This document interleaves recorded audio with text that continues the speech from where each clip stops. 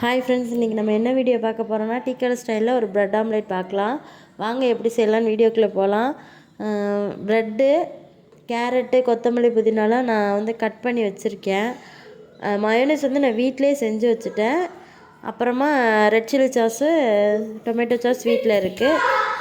First தோசைக்கல் சூடு பண்ணிவிட்டு ப்ரெட்டை சூடு பண்ணி எடுத்து வச்சுக்கணும். அப்புறம் நம்ம தனியாக முட்டையை பீட் பண்ணி வச்சுக்கணும்.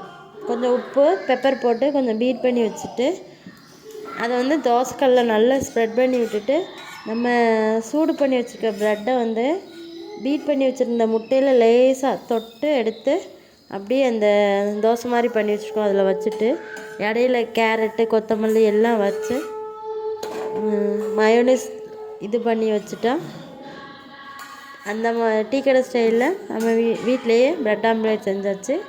வாங்க எப்படி இருக்குன்னு சாப்பிட்டு பார்க்கலாம். நாங்கள் இது பாப்பாவுக்கு ஸ்நாக்ஸ் டைமுக்காக இது செஞ்சேன். அவங்களுக்கு ரொம்பவே பிடிக்கும். இதை அடிக்கடி செய்வோம்.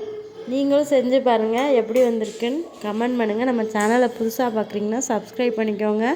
நம்ம வீடியோவை ஷேர் பண்ணுங்கள். Thank you so much. பாய்.